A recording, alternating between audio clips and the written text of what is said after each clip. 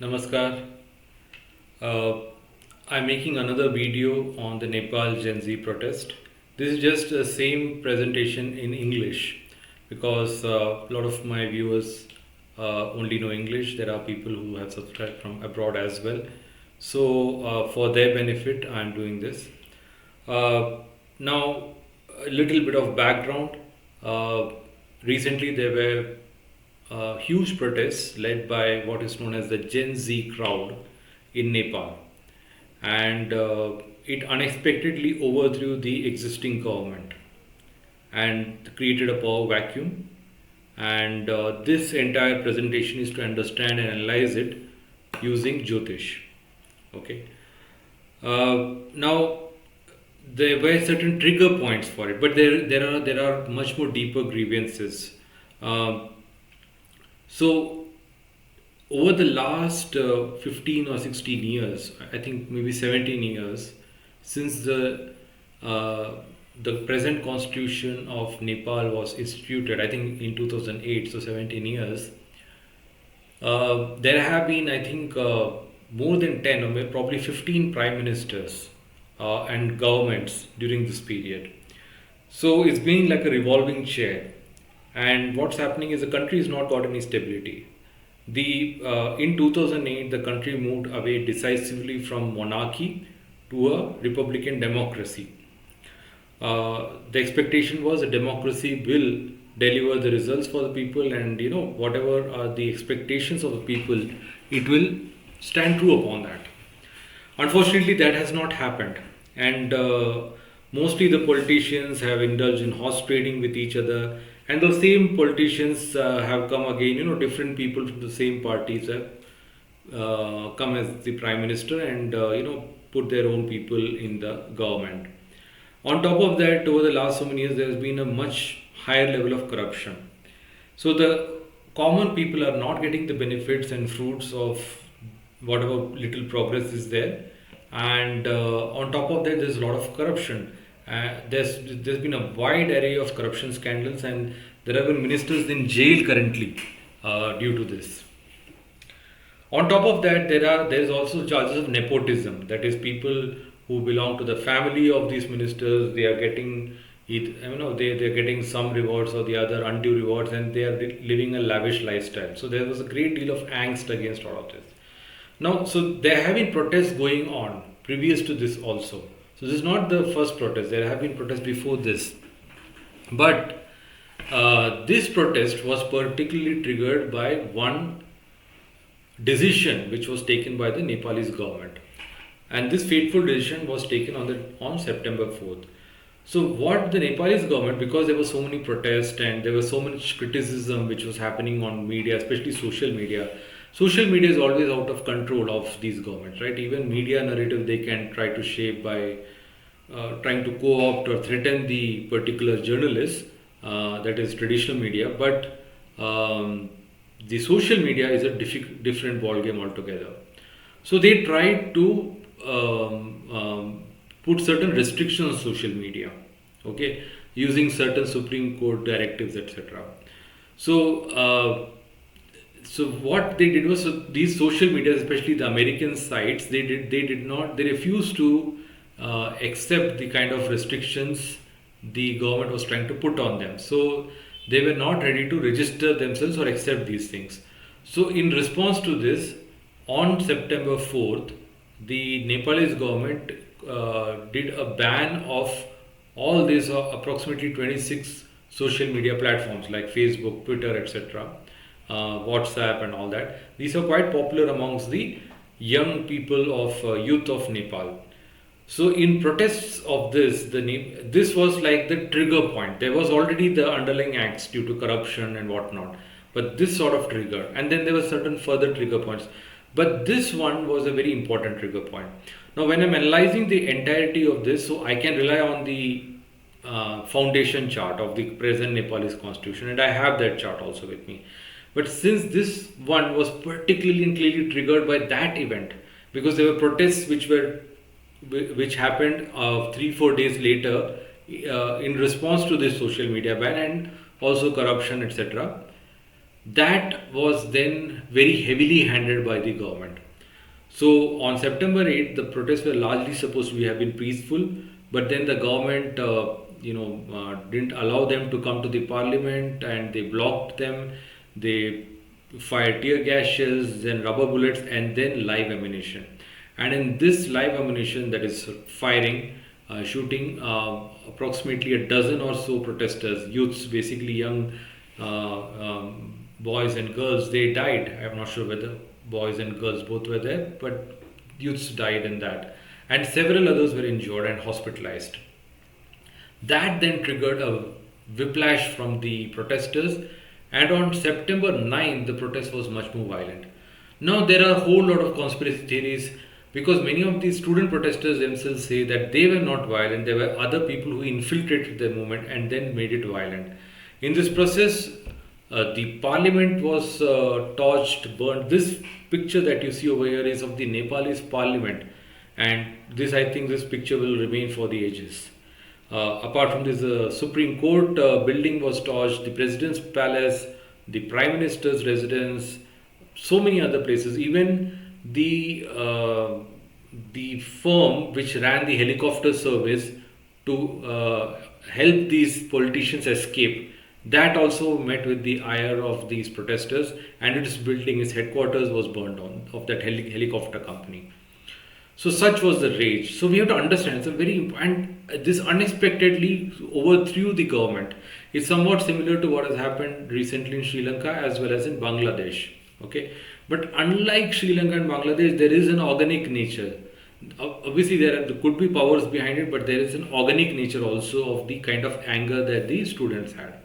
Anyway, without further ado, what I'm going to present to you is the chart of the announcement of the social media ban by the government, because that is what triggered a lot of these things. So we will try and understand from that why all this happened. Okay, so bear with me and be with me. So this is the social media ban chart, and one second, let me slightly change. So this is the social media ban chart. Now, here if you see, and I have put all the three charts. So you have this, by the way, happened on the evening. I don't have the exact time, but the reports of the ban came in very late evening, like around 6:30, 7:30. And basis that I've guessed that it's around 5:30 when this announcement was made. This happened just after a meeting between the minister concerned, I think Minister of Communication, and the internet service providers and so on and so forth, the mobile telecom companies and all that. So the Lagna changed at around 5:10 or 5:15 to Kumbha, that is Aquarius, and I've taken the time of 5:30, which I think seems to be right, and it seems to be right basis the all the analysis that I will show to you. Now, this is Kumbha Lagna with Rahu in Lagna, so you can see a very highly political decision. Now, the Arudha of this sign, Saturn is over here. Arudha comes to Mesha or Aries sign, and Aries is the third house. That shows what is the topic under discussion. Now, we are talking of communication, right? Because all the social media and all is used to communicate and transmit messages across, and that is related to third house in Jyotish. So, as you can see over here, the Arudha is coming to third house, right? The Lord of it, Mars, is in the eighth house, and eighth house shows ending of things, and Mars, especially over there, shows a sudden end to things. Especially, it is aspected by Saturn more so. Okay, so this is one thing we see. Secondly, the Karaka of this for communication is Mercury, right? And it is also the eighth lord over here. So which is not a good thing. And this Karaka Mercury is with two Agni Grahas, it's afflicted by them and also aspected by Rahu.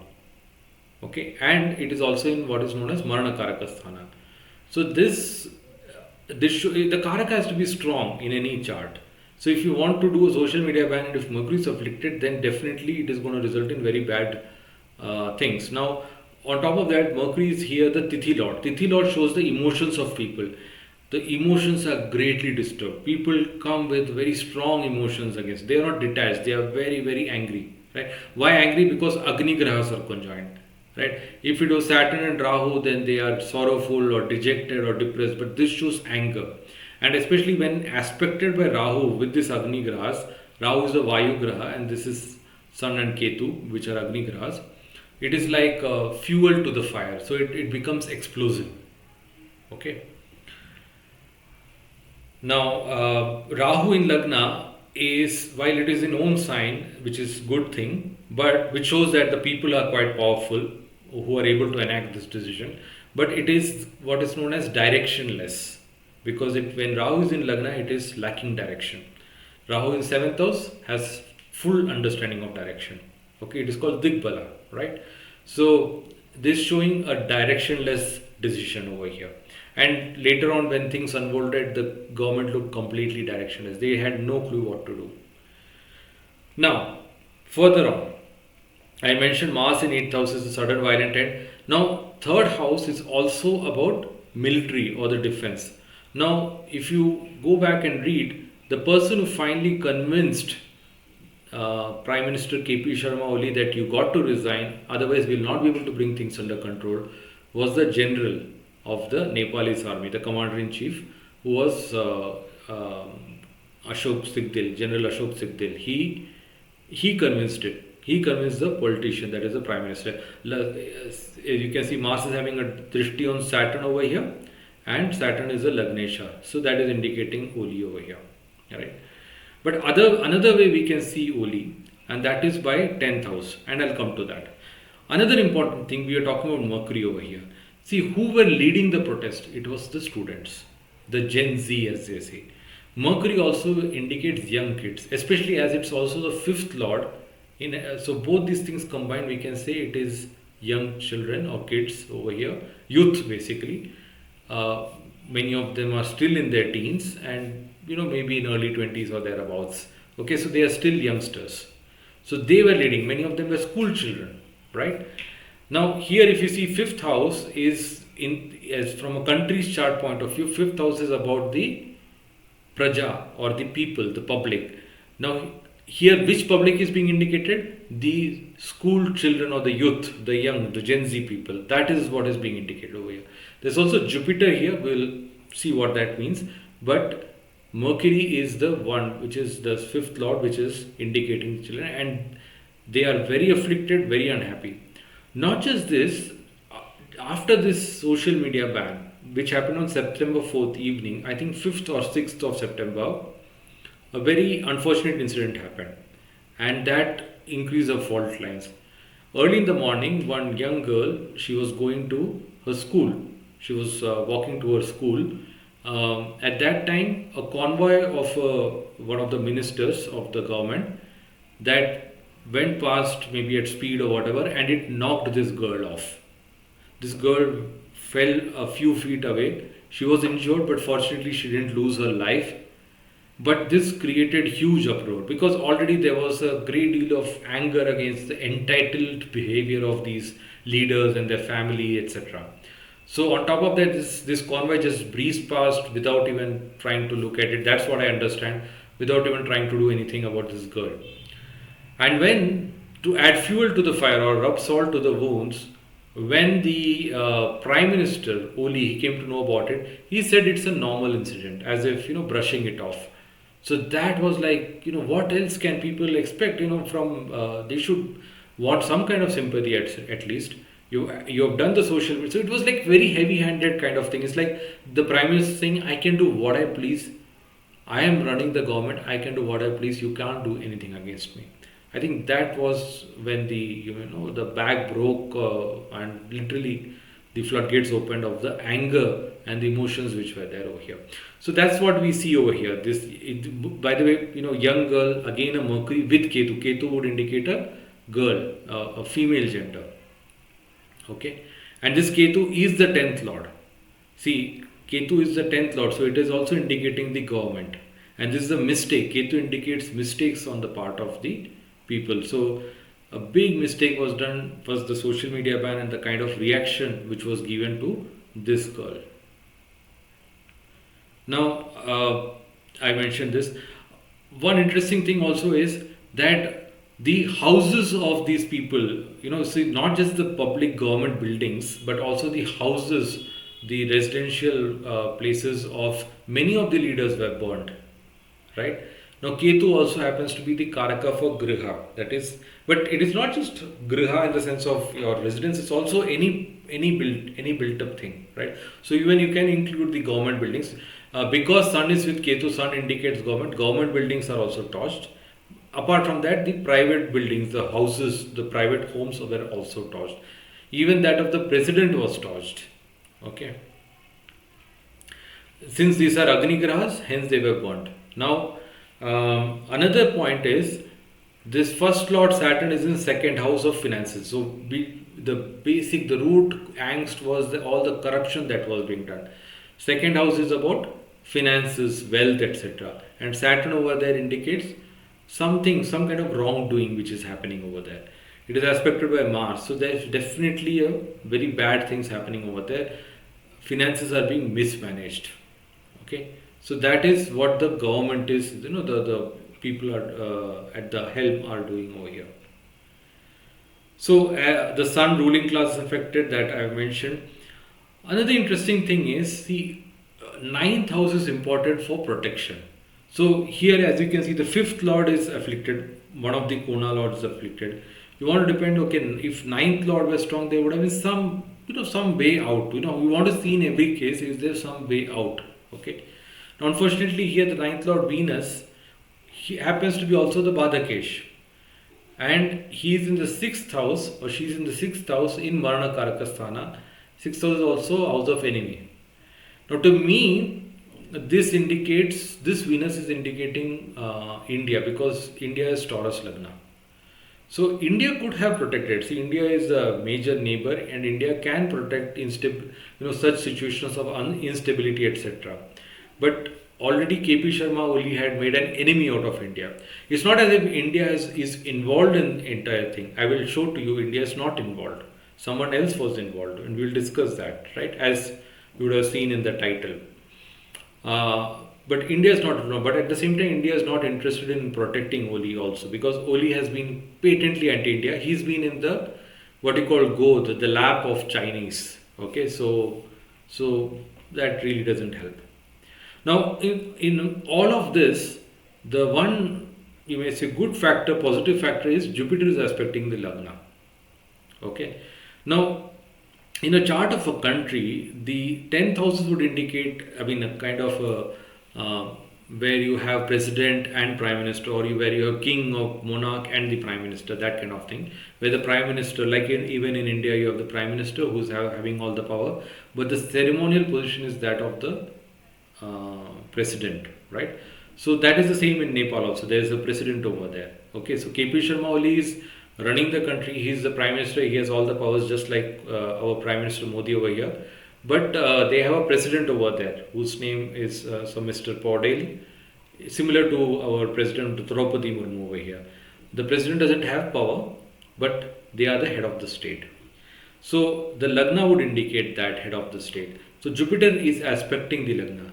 So that way the Lagna is protected, even though the Lagna also faces problems. So even his house was burnt, his palace was burnt, but he didn't have to run away. He remained, and he's the one who is helping to transition from the previous regime to the new regime. He is the one who gave oath to Sushila Karki, who is heading the interim government, who is the prime minister of the interim government. Okay. So now we come to the interesting part.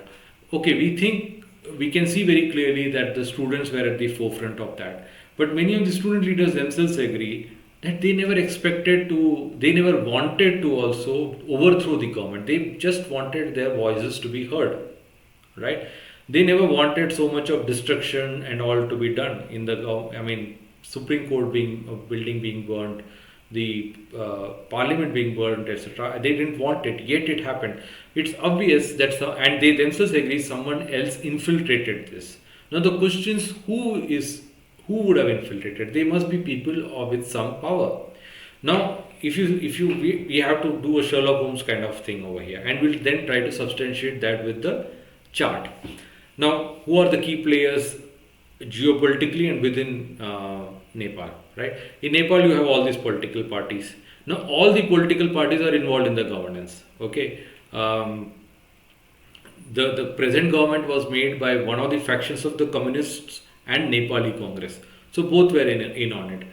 The other one was Prachanda, who was the other faction of the Communist Party, who had broken up. I mean, both he and Oli had split up.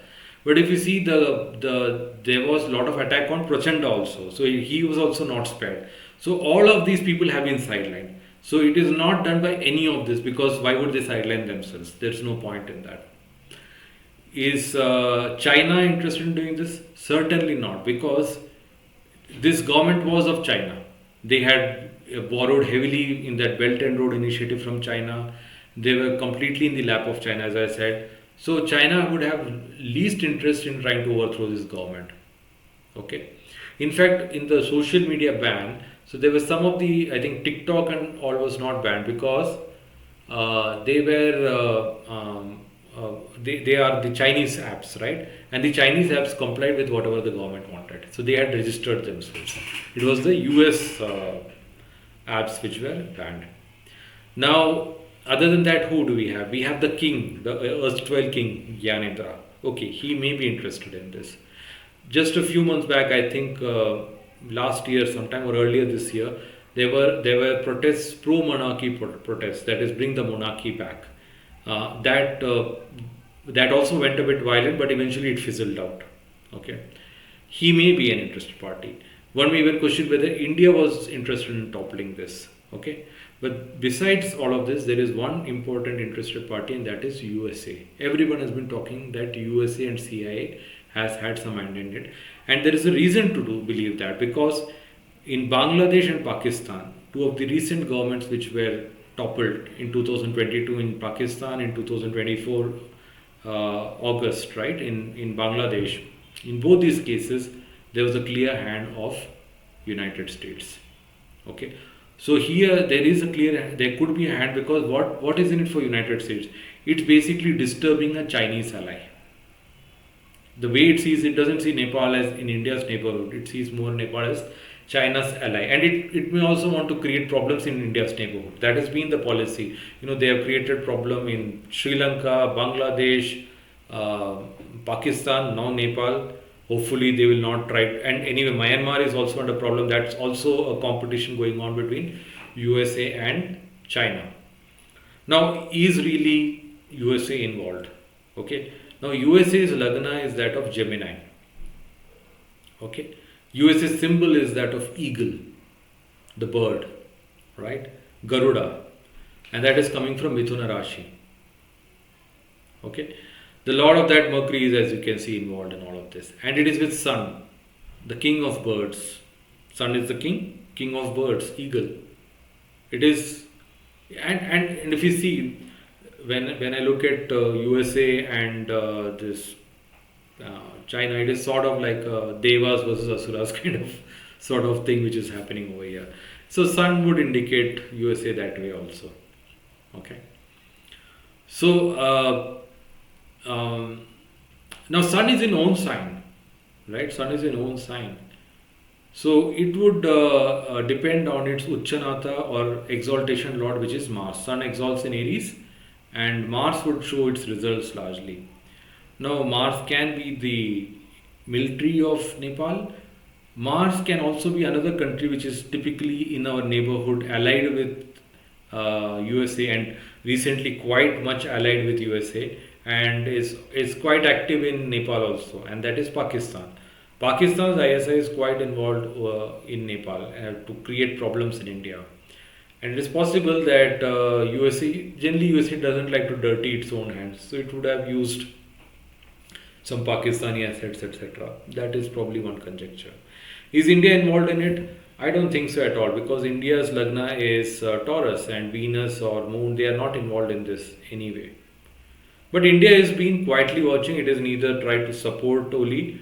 And I think it's a good decision for India, because see, in case of Bangladesh, India had its skin in the game in the sense of supporting Sheikh Hasina.